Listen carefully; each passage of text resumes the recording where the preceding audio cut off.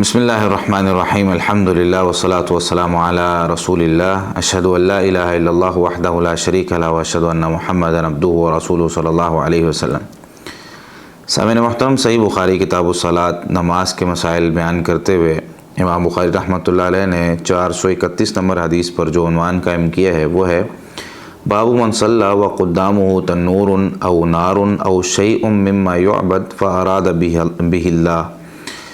کہ ایک شخص ہے جس کے سامنے کوئی تندور یا کوئی اور آگ کی ایسی چیز، آج کے دور میں اس سے مراد ہیٹر بھی لیے جا سکتے ہیں، یا جو ہے وہ کوئی ایسی چیز ہے جس کی غیر اللہ مطلب اللہ کے علاوہ لوگ عبادت کرتے ہیں، کوئی درخت ہے سامنے یا کوئی پتھر ہے جس طرح کے لوگ پتھروں کو بھی پوجتے ہیں، یا کوئی اور اس طرح کی چیز ہے۔ یہاں پر انہوں نے آگ وغیرہ لکھی ہے، یا فرمایا او شیء مما یعبد، یا کوئی ایسی چیز ہے جس کی عبادت کی جاتی ہے، یعنی لوگ کسی نہ کسی طریقے سے اس کو پوجتے ہیں،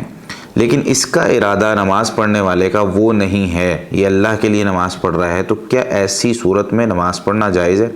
اس میں جو حدیث لے کر آئے ہیں اور جو اس سے استدلال کیا ہے اس کی طرف چلتے ہیں۔ سب سے پہلے انہوں نے ایک اثر نقل کیا ہے، سیدنا انس بن مالک رضی اللہ تعالیٰ عنہ سے فرماتے ہیں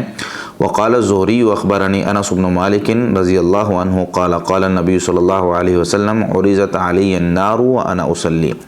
سیدنا انس بن مالک رضی اللہ تعالیٰ عنہ فرماتے ہیں کہ نبی مکرم صلی اللہ علیہ وسلم نے یہ بات ارشاد فرمائی کہ مجھ پر نماز کی حالت میں نماز پڑھ رہا تھا تو میرے سامنے آگ کو پیش کیا گیا،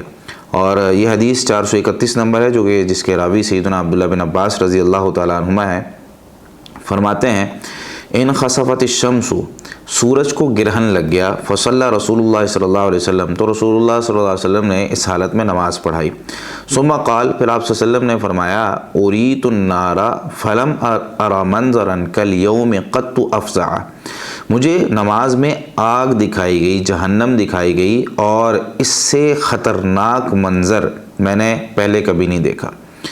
یہ امام بخاری رحمۃ اللہ علیہ حدیث لے کر آئے ہیں، اور اس میں جو ٹکڑا ہے کہ مجھے نماز میں آگ دکھائی گئی، اس سے استدلال کیا گیا۔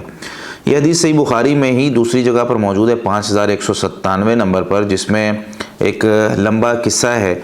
سیدنا عبداللہ بن عباس رضی اللہ تعالیٰ عنہ، جس کو روایت کرتے ہیں کہ ایک دفعہ نبی مکرم صلی اللہ علیہ وسلم کے زمانے میں سورج کو گرہن لگ گیا، تو آپ صلی اللہ علیہ وسلم نے نماز پڑھائی، لوگ بھی آپ صلی اللہ علیہ وسلم کے ساتھ تھے، تو آپ صلی اللہ علیہ وسلم نے ایک لمبا قیام کروایا، اتنا لمبا کروایا کہ اندازاً بتاتے ہیں جس طرح سورہ بقرہ بندہ قیام میں پڑھتا ہے اتنا لمبا قیام تھا۔ پھر رکوع کروایا، لمبا رکوع تھا، پھر دوبارہ کھڑے ہوئے قیام کے لیے، اور یہ قیام پہلے قیام سے تھوڑا سا چھوٹا تھا، اور پھر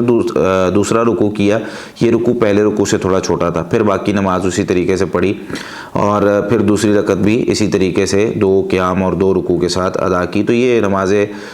خسوف یا کسوف جسے کہا جاتا ہے وہ نماز تھی، جب سورج یا چاند کو گرہن لگ جائے تو اس وقت یہ نماز پڑھنی چاہیے۔ تو یہ نماز نبی مکرم صلی اللہ علیہ وسلم پڑھا رہے تھے، اور اس میں آپ صلی اللہ علیہ وسلم نے یہ بات بھی ارشاد فرمائی کہ ان الشمس والقمر آیاتان من آیات اللہ، کہ بے شک سورج اور چاند، لوگوں کا نا یہ عقیدہ تھا کہ کوئی بڑا شخص یا تو فوت ہوا ہے یا پیدا ہوا ہے، تو یہ جو ہے نا آج کے دن جب سورج گرہن ہوا ہے تو ہو سکتا ہے کہ کوئی نہ کوئی بڑی شخصیت پیدا ہوئی ہے یا فوت ہوئی ہے۔ تو نبی صلی اللہ علیہ وسلم نے ان کا یہ عقیدہ درست کرنے کے لیے یہ الفاظ بھی جو ہے وہ یہاں پر ارشاد فرمائے کہ ان الشمس والقمر آیاتان من آیات اللہ، کہ سورج اور چاند اللہ کی نشانیوں میں سے ایک نشانی ہے، لا یخسفان لموت احد ولا لحیاتی، کسی کی موت یا کسی کی زندگی کے لیے کی وجہ سے یہ ان کو گرہن نہیں لگتا۔ فَإِذَا رَأَيْتُمْ ذَلِكَ فَاذْكُرُوا اللَّهَ، جب تم دیکھو کہ سورج یا چاند کو گرہن لگ گیا تو اللہ کا ذکر کرو۔ اچھا، اس حدیث میں نبی مکرم صلی اللہ علیہ وسلم کھڑے ہوئے تھے نماز میں، تو آپ صلی اللہ علیہ وسلم آگے بڑھے اور کوئی چیز پکڑنے کی کوشش کی، تو اس کے بعد جو ہے وہ آپ صلی اللہ علیہ وسلم اپنی جگہ پہ واپس آ گئے، اور آپ صلی اللہ علیہ وسلم نے صحابہ نے جب بعد میں پوچھا تو آپ صلی اللہ علیہ وسلم نے ارشاد فرمایا کہ مجھے نا نماز میں آگ دکھائی گئی تھی، جہنم دکھائی گئی تھی، اس سے پہلے آپ صلی اللہ علیہ وسلم نے فرمایا کہ مجھے جنت دکھائی گئی، تو اس میں آپ صلی اللہ علیہ وسلم نے فرمایا کہ مجھے وہاں پہ انگوروں کے گچھے جو ہے وہ نظر آئے، تو میں آگے ہوا کہ میں اس کو لے لوں، لَأَكَلْتُ مِنْهُ مَا بَقِيَتْ الدُّنْيَا، اگر میں اسے لے لیتا نا، وَلَوْ أَخَذْتُ، اگر میں اس کو لے لیتا تو تم جب تک اتنے بڑے اور اتنے جو ہے وہ اس میں برکت تھی اور اتنے بڑے تھے وہ کہ اگر جب تک دنیا باقی ہے تب تک تم کھاتے رہتے تو وہ ختم نہ ہوتے۔ یہ جنت ہے جس کی ایک کھجور کے گچھے کی یہ مثال ہے۔ تو اس کے بعد آپ صلی اللہ علیہ وسلم نے جہنم کا تذکرہ کیا اور فرمانے لگے کہ مجھے پھر جہنم دکھائی گئی، تو جب تم نے دیکھا کہ میں تھوڑا پیچھے ہٹا ہوں تو وہ جہنم کا ایک منظر تھا۔ تو یہ پوری پھر حدیث آخر تک اسے امام بخاری رحمۃ اللہ علیہ نے جو استدلال کیا ہے اتنا ٹکڑا جو ہے وہ یہاں پر ذکر کر دیا۔ تو پتہ کیا چلا کہ اگر نماز میں کوئی چیز اس طرح کی سامنے پڑی ہوئی ہے جن کی لوگ عبادت کرتے ہیں، درخت ہے سامنے، تو اس کو ہم سترہ بنا سکتے ہیں، کیونکہ ہمارا مقصد تو وہ نہیں ہے نا۔ ہاں کچھ لوگ یہ اعتراض کر سکتے ہیں جی آپ بھی تو پتھر کو سجدہ کرتے ہیں، بیت اللہ کی جو عمارت ہے آپ کے سامنے، تو وہ اجتماعیت کے لیے اللہ تعالیٰ نے ہمیں حکم دیا کہ بھئی سب لوگ بیت اللہ کے ارد گرد اکٹھے ہو جائیں اور اس کی طرف منہ کر کے نماز پڑھیں اجتماعیت میں، تاکہ اختلاف نہ ہو، وگرنہ تو چھوٹی چھوٹی بات پہ انسان کا اختلاف ہو جاتا ہے اور کوئی اس طرف منہ کر کے نماز پڑھ رہا ہوتا ہے، کوئی اس طرف۔ تو اللہ تعالیٰ نے حکم دے دیا بھئی اختلاف نہیں کرنا، نماز اجتماعیت کی عبادت ہے اور اس میں سب نے ایک طرف منہ کر کے نماز پڑھنا ہے، اور وہ ہے بیت اللہ، ایک جگہ مقرر کر دی، اللہ کا گھر۔ پتھر کو کوئی سجدہ نہیں کرتا، اسلام نے پتھر کو سجدہ کرنے سے منع کر دیا اور فرمایا کہ پتھر نہ کوئی نفع دیتا ہے نہ نقصان دیتا ہے۔ تو مسلمان جب بھی سجدہ کر رہا ہوتا ہے وہ اللہ کو سجدہ کر رہا ہوتا ہے، وہ چاہے مسجد میں کر رہا ہو، چاہے وہ جو ہے وہ اپنے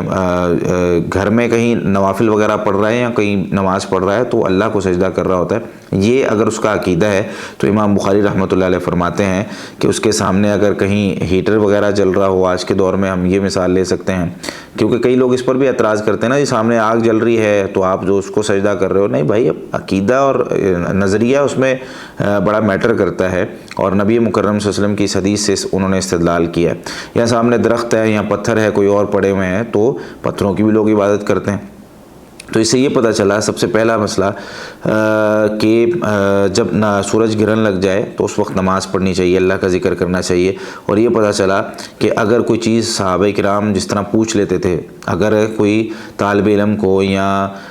جو ہے وہ آس پاس جو لوگ ہیں ان کو عالم دین کی کسی بات سے اختلاف ہو، یا انہیں لگے کہ یار آج کوئی کام جو ہے وہ عادت سے ہٹ کر کیا گیا ہے، تو وہ پوچھ لیں، سوال کر لیں، فوری طور پر حکم نہ لگائیں، سوال کریں کہ خیر صاحب آج آپ نے یہ ایک نیا کام کیا ہے، تو کیا یہ غلطی ہو گئی آپ سے، یا اس میں کوئی حدیث موجود ہے ہمیں بھی بتائیں، ہمارے علم میں اضافہ ہو جائے گا، ہم بھی کبھی اس طرح کر لیں گے۔ تو یہ اس طریقے سے سوال کرنے کا ایک انداز ہونا چاہیے۔ ہمیشہ فتویٰ نہیں لگانا چاہیے، ہمیشہ حکم نہیں لگا دینا چاہیے کہ آج آپ نے ایک نیا مسئلہ جو ہے وہ گھڑ لیا ہے اور نئے طریقے سے آپ جو ہے وہ یہ کام کرنا شروع ہو گئے۔ حالانکہ کئی دفعہ اس طرح ہوتا ہے، بلکہ اکثر و بیشتر اس طرح ہوتا ہے کہ وہ ثابت ہوتا ہے۔ تو سوال کر لیں، اگر نبی کریم صلی اللہ علیہ وسلم کا طریقہ ہے، قرآن کریم میں کہیں موجود ہے تو کرنا شروع کر دیں، وگرنہ قاری صاحب کو سمجھ آ جائے گی کہ یار مجھے یہ نہیں کرنا کیونکہ یہ طریقہ نبوی نہیں ہے۔ اسی طریقے سے اللہ تعالیٰ نے جو نعمتیں ہم پر کی ہیں اس کا شکر ادا کرنا چاہیے، اور اس میں نبی مکرم صلی اللہ علیہ وسلم کا ایک معجزہ بھی ذکر ہے کہ آپ صلی اللہ علیہ وسلم کو نماز کی حالت میں جنت اور جہنم دکھائی گئی۔ اللہ رب العالمین ہمیں یہ حدیث سمجھ کر عمل کرنے کی توفیق عطا فرمائے۔ جزاکم اللہ خیرا۔